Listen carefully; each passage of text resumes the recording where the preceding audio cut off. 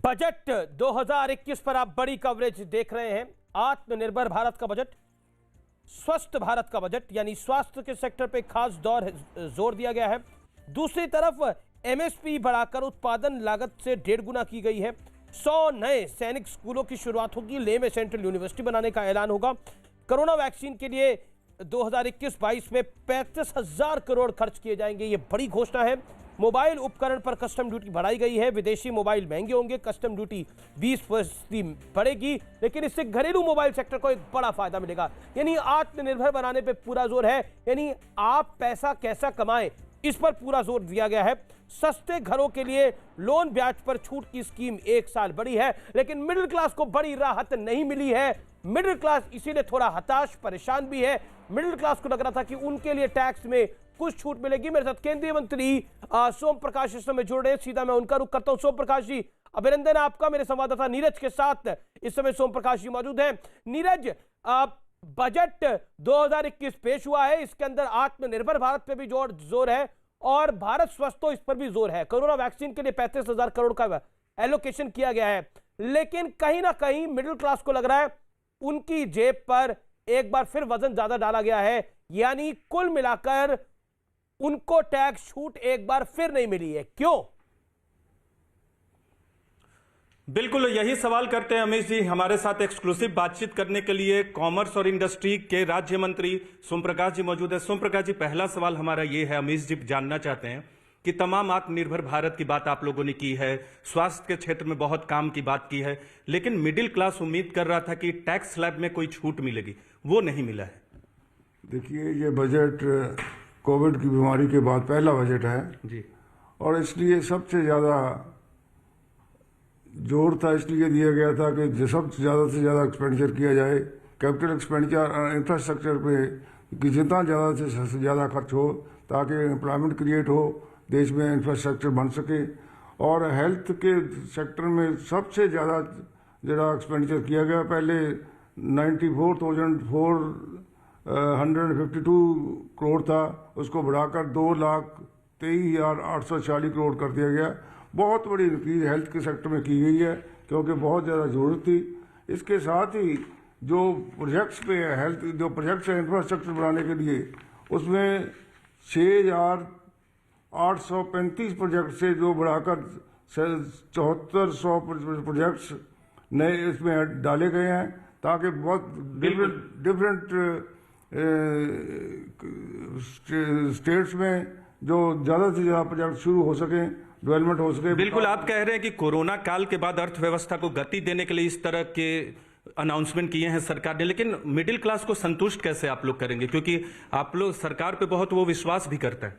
देखिए, ऐसे है, जब क्राइसिस का पीरियड हो, 1 साल ऐसे निकला है जब बिल्कुल घरों में लोग बंद हो गए थे। नीरज वो कह रहे हैं जब क्राइसिस का दौर हो, मिडिल क्लास तो हमेशा ही क्राइसिस में रहती है। यानी कुल मिलाकर वो कह रहे हैं कि सारे क्राइसिस की जिम्मेदारी मिडिल क्लास की निभाने की है, ये कह रहे हैं कि वो, क्योंकि फिस्कल डेफिसिट उन्होंने मेंटेन करने की कोशिश की है, उसमें कोई दो राय नहीं है। एक एप्रिसिएशन है कि किस तरह से एक फिस्कल प्रूडेंसी को मेंटेन करने की कोशिश करी है सरकार ने, और निरंतर कर रही है पिछले 5-6 साल में, जितना मैंने ट्रैक करा है।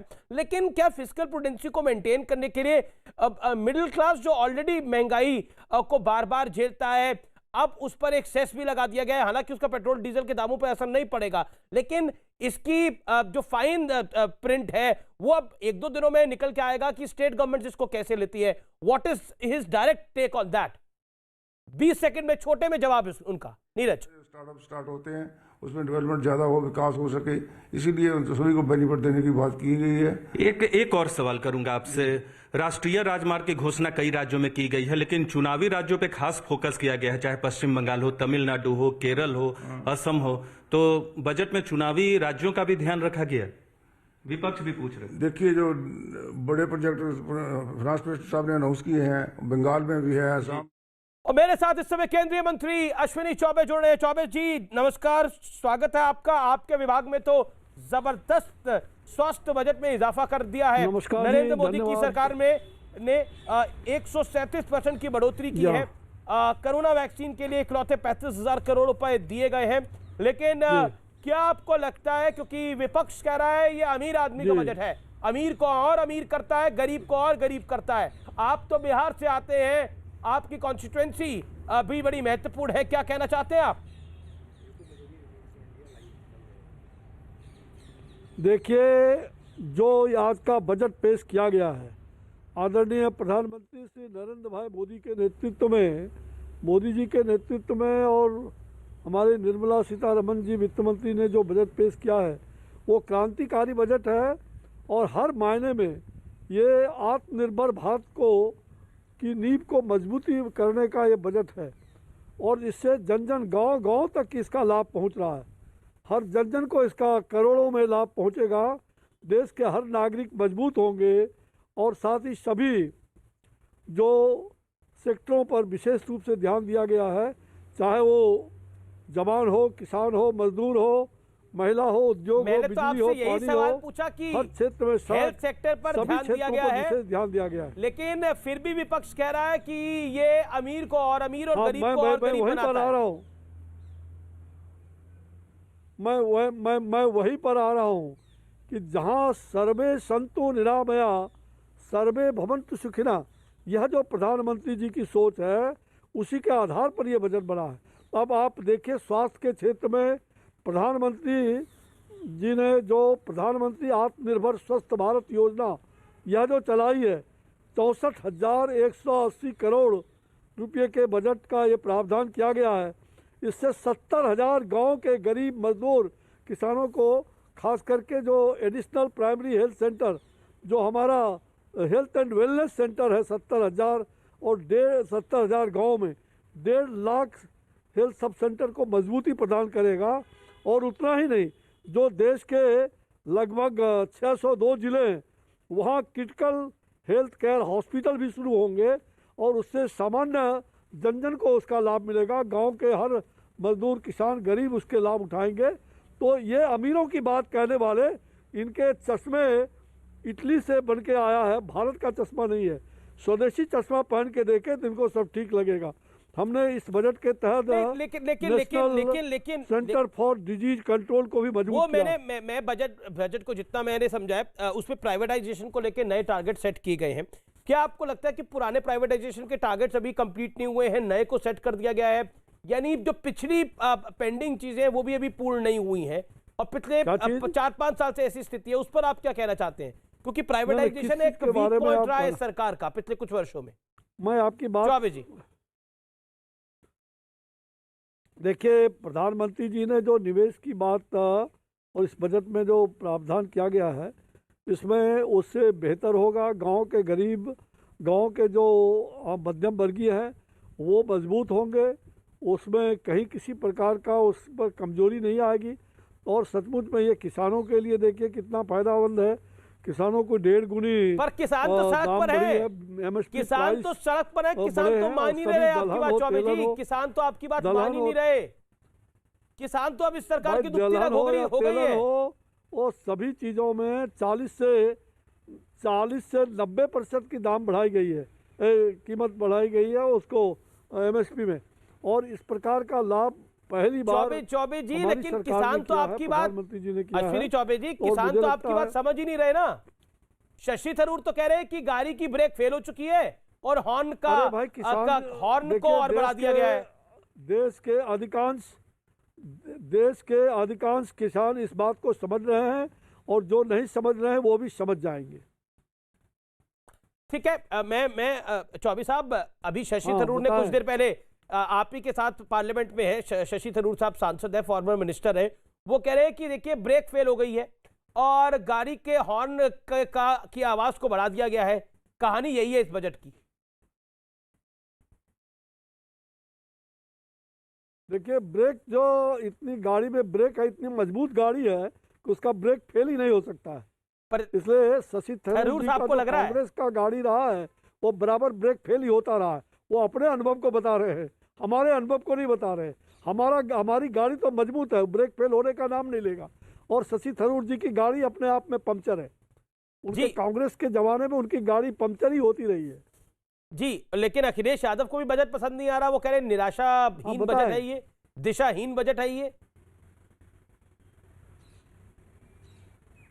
मैंने पहले ही कहा, जाकी रही भावना जैसी, तीन मूरत देखी तीन तैसी। उनकी भावना ही उस प्रकार की है तो उनको दिखाई कहाँ से पड़ेगा। अरे मैंने पहले ही कहा कि वो स्वदेशी चश्मा से बजट को देखे, इटली के चश्मा पहन करके बजट नहीं दिखाई पर पड़ेगा। अखिलेश यादव थोड़ी गांव इटली के का गरीब चश्मा और ले रहे हैं। सामान्य लोगों के लिए अखिलेश यादव का तो बहुत लखनऊ ही का चश्मा है। शानदार बजट है, क्रांतिकारी बजट है और जन जन के लिए उपयोगी है। अखिलेश यादव का तो लखनऊ वाला चश्मा है, यूपी वाला। हाँ बताएं।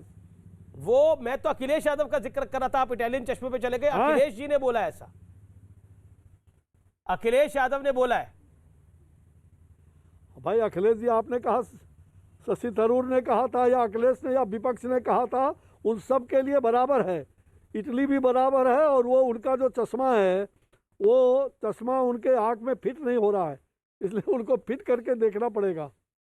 ठीक है, मेरे साथ अनुराग भदौरिया है, उनकी पार्टी के वरिष्ठ नेता। अपना चश्मा ठीक जी अनुराग कर ले तो उनको दिखाई पड़ने मंत्री जी मेरे साथ बने हुए हैं, वो कह रहे हैं कि आप अखिलेश बाबू का अपना चश्मा बदलना पड़ेगा। मुझे लगता है वो कंफ्यूज, उन्हें ये नहीं पता चलता है कि स्वदेशी का मतलब क्या होता है। स्वदेशी का मतलब होता है, जब आपकी मंत्री जी बजट पढ़ रही थी तब तो वो मंत्री जी फुल स्वदेशी है, पढ़ रही थी, तब क्यों नहीं वो अपना स्वदेशी कोई डिजिटल अपना कोई बनाया हुआ था टैब, उससे पढ़ती तो अच्छा लगता है ना। अरे मेक इन इंडिया टैब से पढ़ा है अनुराग भाई। अरे मैं बता तो रहा हूँ, टैब तो वो एप्पल का ही था ना, अगर मैं गलत नहीं हूँ तो। मैं रुक करता हूँ अश्विनी चौबे का। अश्विनी चौबे जवाब, ये समाजवादी पार्टी के नेता हैं, इनका जवाब।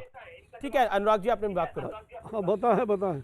ये कह रहे हैं कि ये स्वदेशी की बात करते हैं, स्वदेशी अपनाते तो है नहीं, समाजवादी पार्टी के नेता कह रहे हैं। भाई ये समाजवादी के नेता को, इनको स्वदेशी का परिभाषा मालूम नहीं है, और अगर परिभाषा मालूम होता तो ये बोलते ही नहीं। स्वदेशी का मतलब क्या है ये हम जान रहे हैं, वो भी जानते हैं, लेकिन वो अपना सारा अकल वो जो है वो नकल करने पर, नकल वाला अकल उनके हो गए। ये स्वदेशी के बारे में इस प्रकार की भ्रांति फैलाना ये उचित नहीं है। स्वदेशी स्वावलंबी भारत जो महात्मा गांधी जी का भारत है, वही भारत, हम उसी भारत को आगे बढ़ा रहे हैं। ये नरेंद्र मोदी जी का स्वदेशी का सपना और आत्मनिर्भर भारत का अभियान, इस आत्मनिर्भर भारत को मजबूत करने वाला ये बजट है। सर्वे संतु निरामया सर्वे भवन्तु सुखिनः, सर्वे संतु निरामया। जी ये बजट सबको सुखी, सबको आरोग्य बनाने का, पूरे भारत के अंदर स्वस्थ भारत एक चीज इनसे और पूछ लीजिए, अनुराग जी कुछ कह रहे हैं, समृद्ध भारत बनाने का, आयुष्मान भारत। सुन तो लीजिए, अरे रटी रटाई बातें मत कीजिए, सुन लीजिए। मैं उनकी बात को सुन नहीं पा रहा हूँ। अरे और अब मैं बोल रहा हूँ, वो आपको बता देंगे। हम इसी में कह रहा हूँ कि आप बताइए, आप तो कह रहे थे कि हम पकौड़े वाला बिजनेस तो हमारा नहीं चलेगा। अब तो आपने तेल भी महंगा कर दिया। अब खाद्यान्न तेल महंगा हो गया तो पकौड़े वाली बिजनेस भी कैसे चलेगी, ये बता दीजिए ना। खाद्यान्न तेल क्यों? ठीक है चौबे जी एक सेकंड, आपका पॉइंट में पहुंचा रहा हूं। अनुराग जी, समाजवादी पार्टी के नेता कह रहे हैं कि आप पकौड़े का बिजनेस कराएंगे युवाओं से। युवाओं के लिए क्या है बजट के अंदर? वो खुद युवा हैं। एमएसपी प्राइस को बढ़ाया है। युवा भारत के लिए क्या है? नहीं है, हमारी सरकार ने सस्ता और सुलभ हर प्रकार के, और सरकार ने ध्यान रखा है, मजदूर हो, किसान हो, दुकानदार हो, सबके बारे में हमारी सरकार का ध्येय है। और हम किसी को भी, कमजोर लोगों के लिए हम सब लोगों ने बजट में उचित प्रावधान किया है, और उससे किसी का नुकसान नहीं होने वाला है। देश के जन जन को लाभ मिल रहा है और आगे भी मिलेगा। लेकिन बाजार जबरदस्त तेजी के साथ 2250 अंकों का उछाल अब सेंसेक्स के अंदर, ऐतिहासिक तेजी स्टॉक मार्केट्स के अंदर आज नेशनल परिस्थितियों के बीच पेश किया गया है। इसमें यथार्थ का एहसास भी और विकास का विश्वास भी है। कोरोना ने दुनिया में जो प्रभाव पैदा किया, उसने पूरी मानव जाति को हिलाकर रख दिया है। इन परिस्थितियों के बीच आज का बजट भारत के आत्मविश्वास को उजागर करने वाला है, और साथ ही दुनिया में एक नया आत्मविश्वास भरने वाला है। आज के बजट में आत्मनिर्भरता का विजन भी है, और हर नागरिक, हर वर्ग का समावेश भी है। हम इस बजट में जिन सिद्धांतों को लेकर चले हैं वो हैं ग्रोथ के लिए नए अवसरों, नई संभावनाओं का विस्तार करना, युवाओं के लिए नए अवसरों का निर्माण करना, मानव संसाधन को एक नया आयाम देना, इंफ्रास्ट्रक्चर निर्माण के लिए नए नए क्षेत्रों को विकसित करना, आधुनिकता की तरफ आगे बढ़ना, नए सुधार लाना।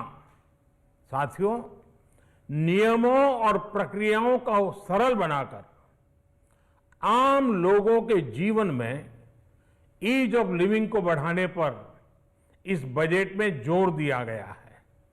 ये बजट इंडिविजुअल्स, इन्वेस्टर्स, इंडस्ट्री और साथ ही इंफ्रास्ट्रक्चर सेक्टर में बहुत सकारात्मक बदलाव लाएगा। मैं इसके लिए देश की वित्त मंत्री निर्मला जी को और उनके साथी मंत्री अनुराग जी और उनकी टीम को बहुत बहुत बधाई देता हूं। साथियों, ऐसे बजट देखने को कम ही मिलते हैं जिसमें शुरू के 1-2 घंटों में ही इतने सकारात्मक रिस्पांस आए। कोरोना के चलते कई एक्सपर्ट्स ये मानकर चल रहे थे सरकार आम नागरिकों पर बोझ बढ़ाएगी, लेकिन फिस्कल सस्टेनेबिलिटी के प्रति अपने दायित्वों को ध्यान में रखते हुए सरकार ने बजट साइज बढ़ाने पर जोर दिया। हमारी सरकार ने निरंतर प्रयास किया है कि बजट ट्रांसपेरेंट होना चाहिए। मुझे खुशी है कि आज अनेक विद्वानों ने इस बजट की ट्रांसपेरेंसी की सराहना की है।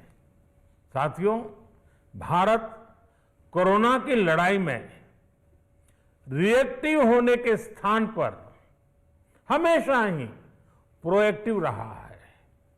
चाहे वो कोरोना के काल में किए गए रिफॉर्म्स हो या फिर आत्मनिर्भर भारत का संकल्प, इसी प्रोएक्टिवनेस को बढ़ाते हुए आज के बजट में भी रिएक्टिव का नामो निशान नहीं है। साथ ही हम एक्टिव पर, स्टेटस को पर भी अटके नहीं हैं और हमने इस बजट में भी प्रोएक्टिव बजट देकर के देश के सामने प्रोएक्टिव होने का संदेश दिया है। यह बजट उन सेक्टर्स पर विशेष रूप से केंद्रित है जिनसे वेल्थ और वेलनेस दोनों ही तेज गति से बढ़ेंगे, जान भी जहान भी। इसमें एमएसएमईज और इंफ्रास्ट्रक्चर पर विशेष रूप से जोर दिया गया है। इसी तरह ये बजट जिस तरह से हेल्थ केयर पर केंद्रित है वो भी अभूतपूर्व है। ये बजट देश के हर क्षेत्र में विकास यानी ऑल राउंड डेवलपमेंट की बात करता रहता है। खास तौर पर मुझे खुशी है कि इस बजट में दक्षिण के हमारे राज्य, पूर्वोत्तर के हमारे राज्य और उत्तर में लेह लद्दाख जैसे क्षेत्रों में विकास पर विशेष ध्यान दिया है। ये बजट भारत के कोस्टल स्टेट्स जैसे तमिलनाडु, केरल, पश्चिम बंगाल, इनको एक बिजनेस पावर हाउस बनाने की दिशा में एक बड़ा कदम उठाए। नॉर्थ ईस्ट के राज्य जैसे असम के अनएक्सप्लोर्ड पोटेंशियल को टैप करने में बजट बहुत बड़ी मदद करेगा। इस बजट में जिस तरह से रिसर्च एंड इनोवेशन इकोसिस्टम पर बल दिया गया है, जो प्रावधान किए गए हैं, उनसे हमारे युवाओं को ताकत मिलेगी। भारत उज्जवल भविष्य के लिए बहुत ठोस कदम रखेगा। साथियों, देश के सामान्य मानवी का, महिलाओं का जीवन आसान बनाने के लिए उनके स्वास्थ्य, स्वच्छता, पोषण, शुद्ध जल और अवसरों की समानता, इस पर इस बजट में विशेष बल दिया गया है। बजट में इंफ्रास्ट्रक्चर पर खर्च में अभूतपूर्व वृद्धि के साथ साथ कई व्यवस्थागत सुधार किए गए हैं, जिसका बहुत बड़ा फायदा देश में ग्रोथ और जॉब क्रिएशन, रोजगार के लिए बहुत लाभ होगा। देश में एग्रीकल्चर सेक्टर को मजबूती देने के लिए, किसानों की आय बढ़ाने के लिए इस पर बजट में बहुत जोर दिया गया है, कई प्रावधान किए गए हैं। एग्रीकल्चर सेक्टर में किसानों को और आसानी से और ज्यादा ऋण मिल सकेगा। देश की मंडियों को यानी एपीएमसी को और मजबूत करने के लिए, सशक्त करने के लिए एग्रीकल्चर इंफ्रास्ट्रक्चर फंड से मदद का प्रावधान किया गया है। ये सब निर्णय ये दिखाते हैं कि इस बजट के दिल में गांव है, हमारे किसान है। एमएसएमई सेक्टर को गति देने के लिए, रोजगार के अवसर बढ़ाने के लिए इस बार एमएसएमई सेक्टर का बजट भी पिछले साल की तुलना में 2 गुना से ज्यादा कर दिया गया है। साथियों, ये बजट आत्मनिर्भरता के उस रास्ते को लेकर आगे बढ़ा है जिसमें देश के हर नागरिक की प्रगति शामिल है। ये बजट इस दशक की शुरुआत की एक मजबूत नींव रखने वाला बजट है। सभी देशवासियों को आत्मनिर्भर भारत के इस महत्वपूर्ण बजट के लिए मैं बहुत बहुत शुभकामनाएं देता हूं। फिर से एक बार वित्त मंत्री जी और उनकी टीम को बहुत बहुत अभिनंदन करता हूं, धन्यवाद करता हूं।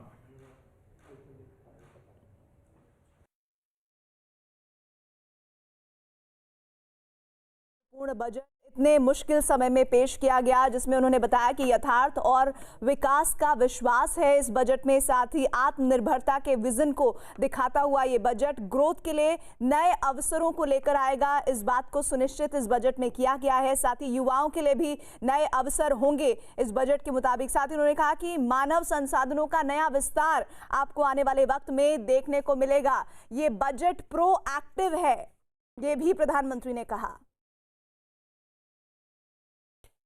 तो ये प्रधानमंत्री नरेंद्र मोदी जिन्होंने स्पष्ट रूप से बोला ऐसे बजट बहुत कम बन पाते हैं जिसमें शुरुआती दौर में ही पता लग जाए कि ये बजट पब्लिक के लिए है, जनता के लिए है, जिसकी कमियां ना निकाल पाए। कोरोना के वक्त सबको उम्मीद थी कि टैक्स की मार पड़ेगी, टैक्स का बोझ पड़ेगा आम लोगों पर, लेकिन हमने फिस्कल प्रूडेंसी को बरकरार रखते हुए लोगों पर यानी आप लोगों पर, आम जनता पर टैक्स के बोझ को नहीं जाने दिया। रत्ती भर भी यह बात स्पष्ट है। लेकिन पिछले 5-6 सालों में फिस्कल प्रूडेंसी को एक अच्छे तरीके से, बारीक तरीके से नरेंद्र मोदी की सरकार हैंडल कर रही है, इसमें किसी को दो राय नहीं हो सकती। क्योंकि कहीं ना कहीं जिस तरह से बजट मैनेजमेंट है सरकार का पिछले गत 6 वर्षों के अंदर, वो स्पष्ट है कि सरकार किसी भी हाल में बोझ लेकर आगे नहीं चलना चाहती। कुछ ऐसी बड़ी बड़ी घटनाएं, बड़ी बड़ी बातें नहीं करना चाहती जो वो पूर्ण ना कर पाए। इसीलिए नरेंद्र मोदी सरकार के बजट में पॉपुलिस्ट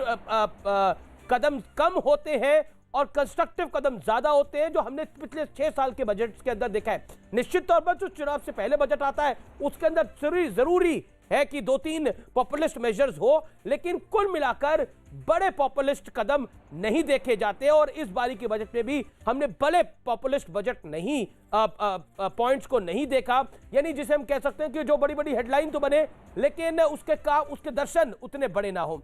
बजट बनाने वाली टीम को बधाई दी, अनुराग ठाकुर को बधाई दी, निर्मला सीतारमण को बधाई दी। ये स्पष्ट रूप से प्रधानमंत्री नरेंद्र मोदी ने कहा नियम प्रक्रिया को और सरल बजट हमने पेश किया है। कोरोना ने पूरी मानव जाति को हिला दिया था, लेकिन हमने लोगों को नहीं हिलने दिया। यह बजट जनता और निवेशकों दोनों के लिए, और मैं आपको क्लियरली बताऊं, जो एफडीआई सेक्टर में बढ़ावा है इंश्योरेंस सेक्टर के अंदर, वो वाकई एक बड़ा कदम है। स्टॉक मार्केट इस समय 2272 अंक ऊपर है, 48,582 पर सेंसेक्स काम कर रहा है।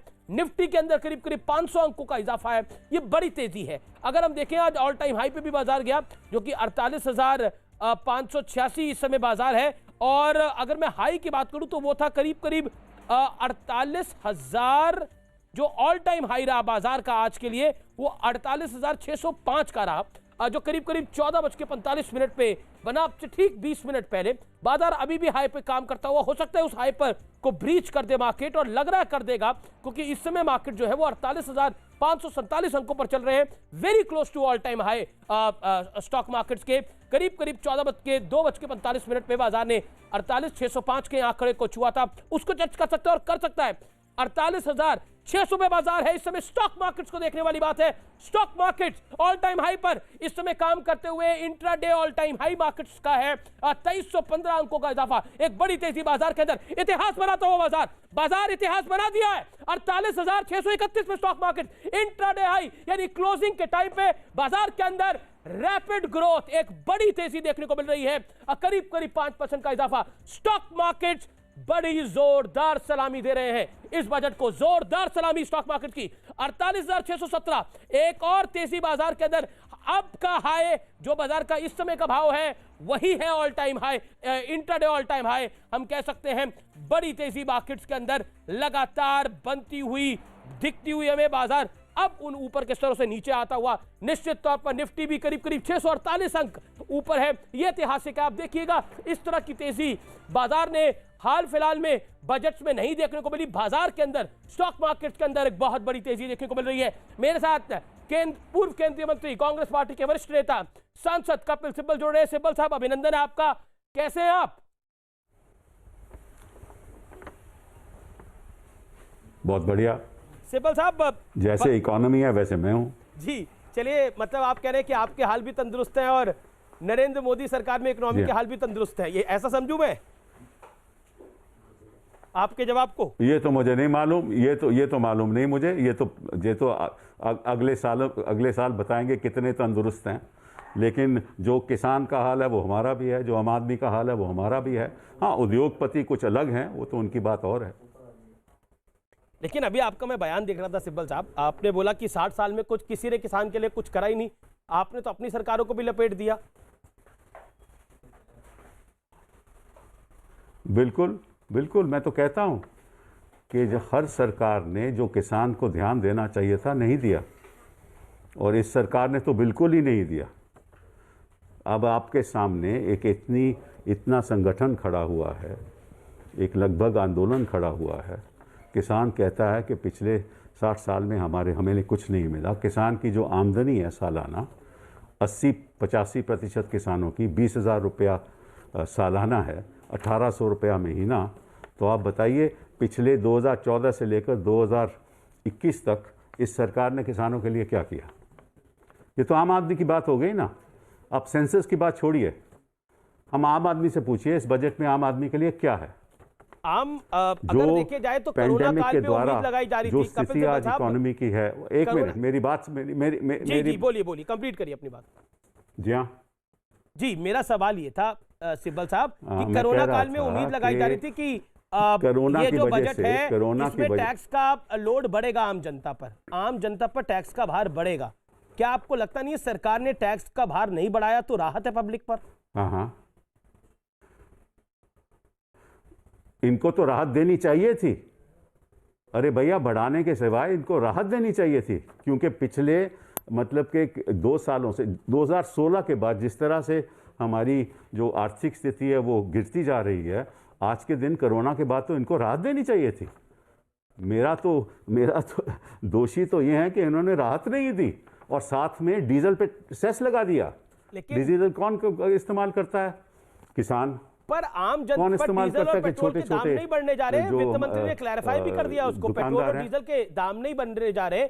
ये मुगालवा है कि सेस बढ़ने से दाम बढ़ जाएंगे, बट वहां तो सेस लगा दिया करी है सरकार ने अपने तरीके से।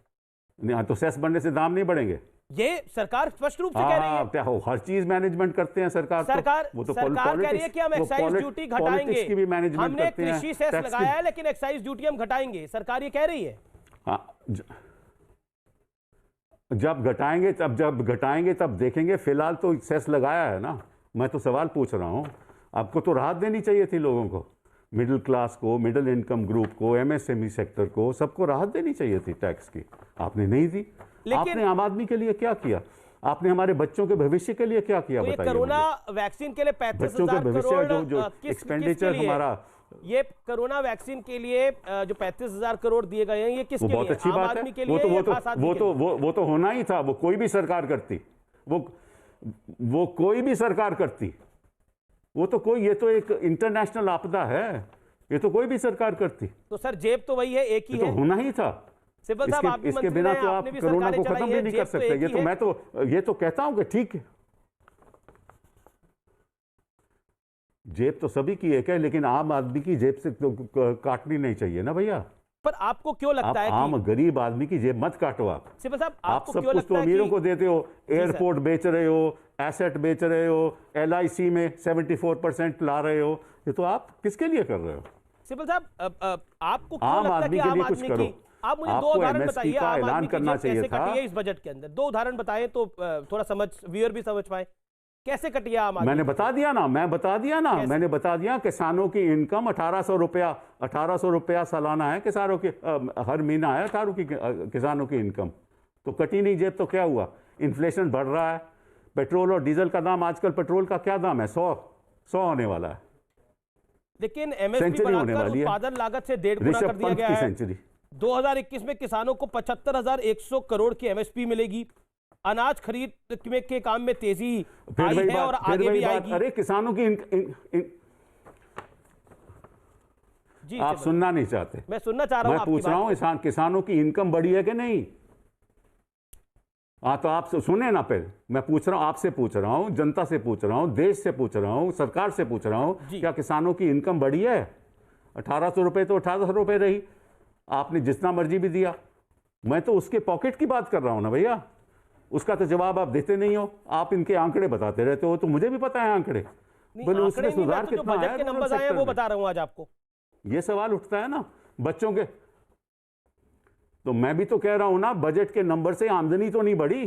पर आप बजट को कहते हो, कहो कि आप इंफ्रास्ट्रक्चर में 1,75,000 करोड़ खर्च करोगे, आप इकोनॉमी की दुर्दशा बता रहे हैं, लेकिन IMF कह रहा है कि भारत की इकोनॉमी बहुत अच्छा काम कर रही है। आज स्टॉक मार्केट्स के अंदर ऐतिहासिक तेजी है, सेंसेक्स और निफ्टी दोनों बड़े उछाल के साथ कामकाज कर रहे हैं।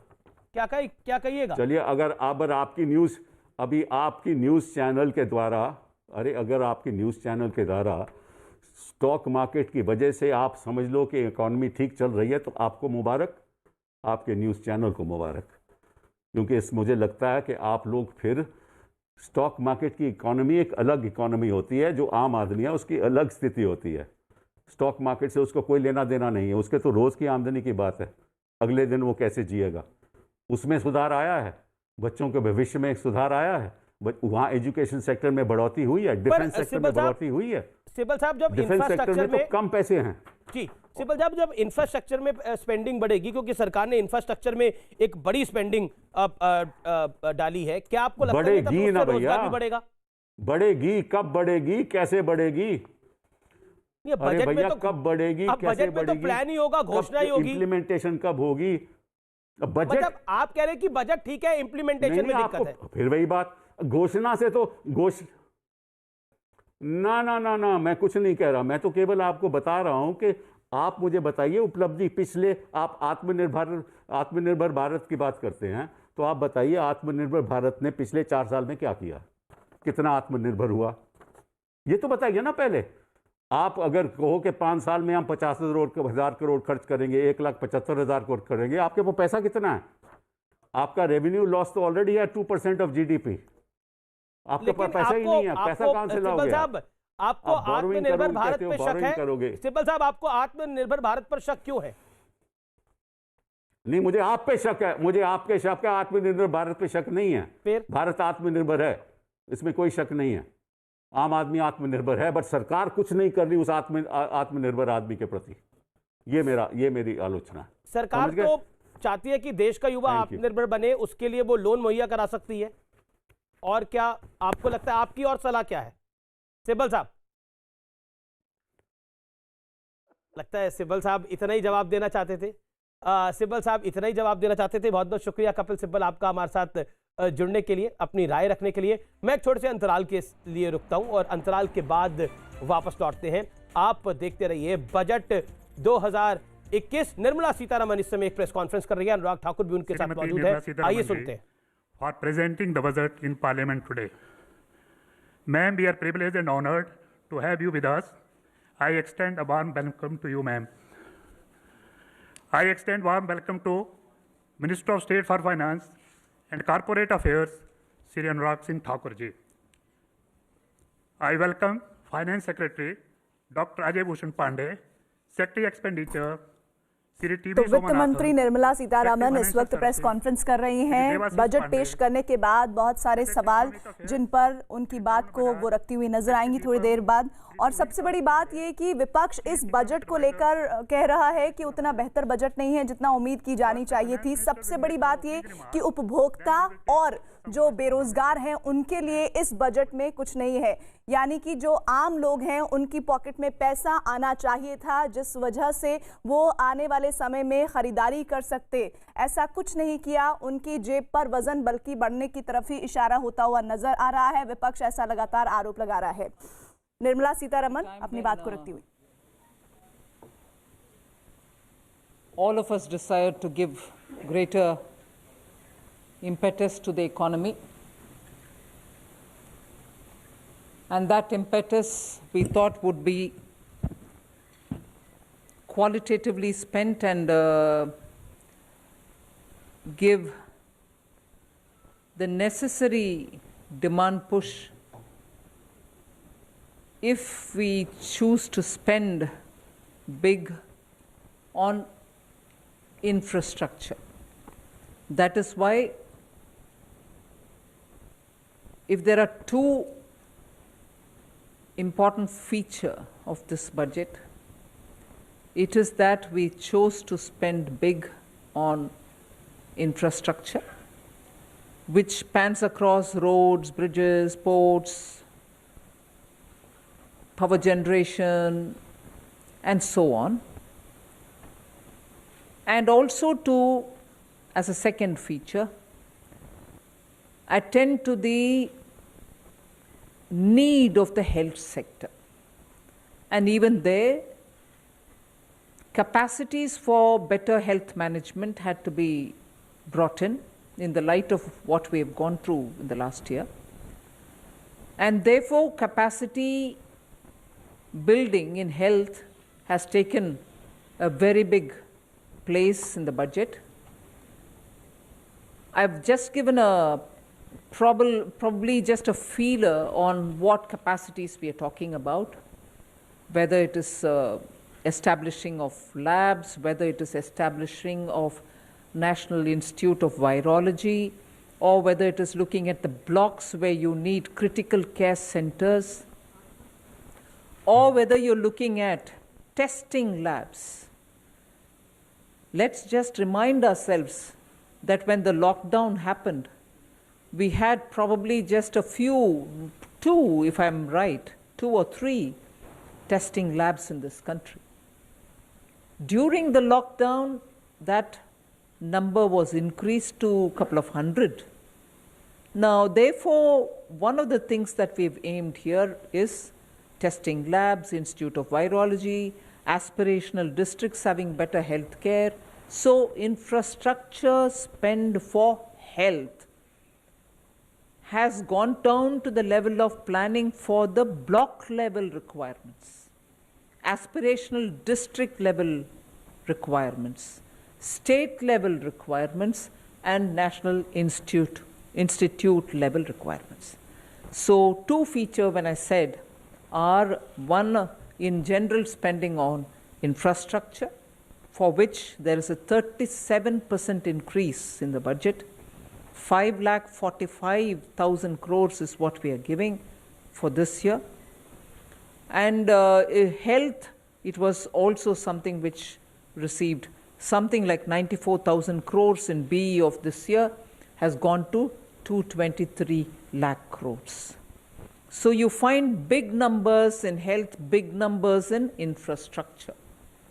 But this doesn't really mean that we've ignored agriculture, where there too we have placed emphasis. I've increased, as I read it out in the budget, the allocation for NABARD for being able to send more credit through to the farmers.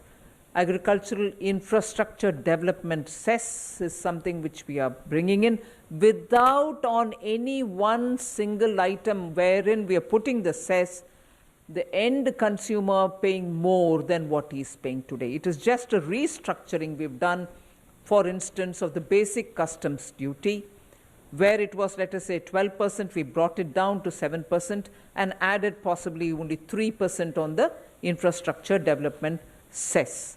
End of the day, the consumer has ended up paying that much only or less. In no category has he ended up paying more after the agricultural infrastructure development cess.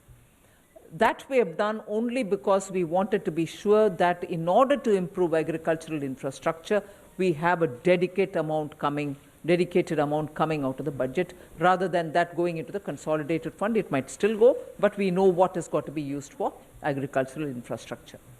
So if these are the kinds of things broadly we've done, equally important is the reform that we're bringing in the financial sectors.